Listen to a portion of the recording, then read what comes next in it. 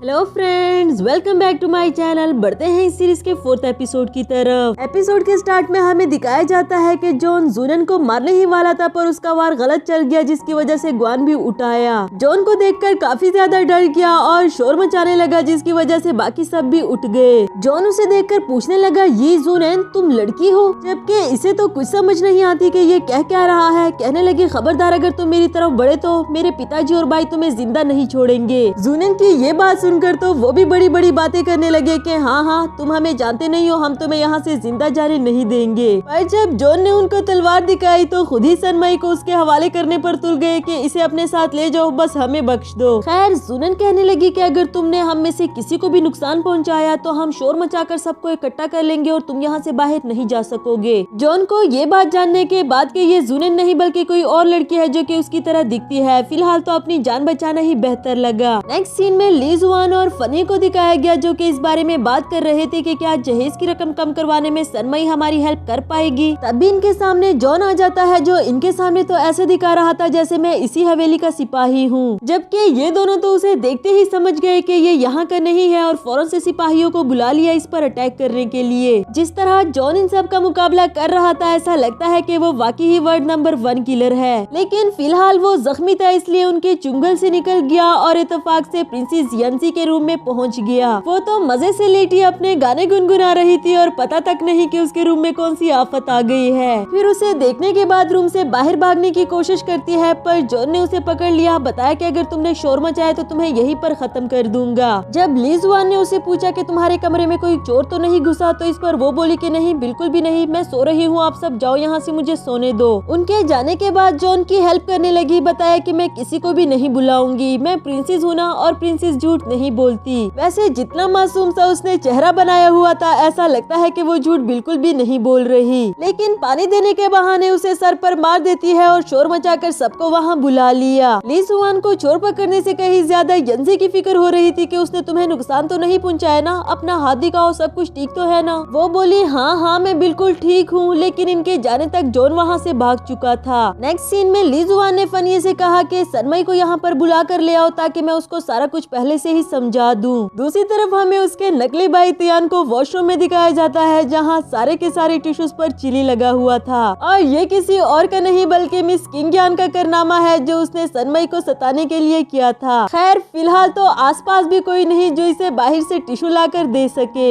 एक पल के लिए तो इसे ख्याल आया कि अपने हाथ का ही यूज कर लूं, लेकिन फिर जमीर ने गवारा नहीं किया। तभी हम देखते हैं कि मिस क्यून, जिसने इसकी आवाजें सुन ली थी, उसे टिश्यू पकड़ाती है, और तियान भी उसे देखकर हैरान हुआ कि ये पहले तो कभी नजर नहीं आई। दूसरी तरफ सनमई उसकी बात सुनने के बाद कह रही थी कि क्या तुम उसे अपनी सिटी का एक हिस्सा देने वाले हो? तुम पागल तो नहीं हो गए? सल्तनत किसी भी राजा के पास उसके पुरखों की अमानत होती है, जो तुम्हें इतनी आसानी से किसी को नहीं देनी चाहिए। ली जुआन बोला कि क्या तुम यही बात तियानमू सिटी के प्रिंस के सामने कर सकती हो, जैसा कि वो दुनिया की सबसे बड़ी सिटी है और उनके सामने लोगों की बात करते हुए टांगे कांपती है। एक दफा दोबारा सोच लो, क्या तुम ये सब कुछ कर पाओगी? लेकिन जूनन बोली कि सामने वाला जितना मर्जी ताकतवर हो, लेकिन उसके सामने कभी भी खुद को कमजोर मत समझो, वरना तो फ्यूचर में भी वो तुम्हें अपनी जूती के बराबर समझेगा। और उसकी ये अकलमंदाना बातें ली जुआन को तो काफी ज्यादा अच्छी लगी। उसकी तरफ बढ़ते हुए कहने लगा कि तुम वाकई ही कोई आम लड़की नहीं हो सकती हो, ये काम करने के बाद तुम्हें जो भी रिवार्ड चाहिए हुआ मैं देने के लिए तैयार हूँ। वेल, बातें करते करते वो जूनन के काफी ज्यादा करीब चला गया था, जिस पर वो इसके पाँव पर जोर से मार देती है इसे होश में लाने के लिए। वही फनी ने आकर बताया कि तियानमू सिटी के प्रिंस और प्रिंसेस दोनों ही पैलेस में इंटर हो चुके हैं। ये बोला कि सनमई को ले जाकर अच्छे से ड्रेस अप कर दो, क्योंकि ये भी उनसे मिलने के लिए हमारे साथ जाएगी। नेक्स्ट सीन में हमें मिस क्यों को दिखाया गया, जिससे वही इंचार्ज दोबारा परेशान कर रहा था, उससे बदतमीजी करने की कोशिश करता है। ये सब कुछ होता हुआ तियान ने देख लिया, फिर उसने फौरन से आकर इसे बकेट से मारकर बेहोश कर दिया। क्यों को अपना हाथ पकड़कर यहाँ से जाने के लिए कहा, बताया कि तुम परेशान नहीं हो, मैं बैड बॉय नहीं हूँ, मैं वही लड़का हूँ जिसे सुबह तुमने टिश्यू पकड़ाया था, ये देखो, बस तुम्हें तुम्हारा बदला लौटाना चाहता हूँ। नेक्स्ट सीन में दिखाया गया कि सनमई को भी काफी अच्छे से तैयार कर दिया था, और वो भी ली जुआन के साथ खड़ी थी उन लोगों के इस्तकबाल के लिए। ग्वान और लूसी भी उसे देखकर हैरान हो जाते हैं कि कहीं हमसे चुपके चुपके ये ली जुआन के साथ रिलेशनशिप में तो नहीं आ गई। यहाँ यंसी भी आकर सनमई को अपना इंट्रोडक्शन करवाती है, बताया कि तुम्हारा एक्शन सीन तो मैंने उस दिन बाद चैम्बर में देख ही लिया था। ली जुआन तो काफी एम्बैरेस नजरों से उसे देख रहा था और आंखों ही आंखों में उसे चुप रहने के लिए कहता है। इसके बाद वो लोग पैलेस में इंटर हो गए, जिसके लिए ली जुआन आगे बढ़ने लगा, पर जूनन ने उसे आगे बढ़ने से रोक दिया। बताया कि तुम यहाँ के राजा हो, तुम्हें उसके सामने नहीं बल्कि उनको अपने सामने झुकाना है, और वैसे भी तुम इस वक्त पूरी सिटी को रिप्रेजेंट कर रहे हो। ली जुआन भी वैसे ही करता गया जैसे वो उसे करने के लिए कहती है। इसके बाद जब वो लोग अपने घोड़ों पर चढ़कर काफी अंदर तक आ रहे थे तो जूनन बोली कि इनको कह दो कि उतरकर पैदल चले, क्योंकि अगर आज तुमने इनको बढ़ावा दे दिया तो कल इनको जरा भी झिझक महसूस नहीं होगी तुम्हारे लोगों को मारते हुए। यंजी को तो आज उसकी ये अक्लमंदी वाली बातें सुनकर और ज्यादा अमेजिंग लगी, और ली जुआन ने फनियो को बिल्कुल वैसा ही करने के लिए कहा जैसा कि जूनन ने बोला।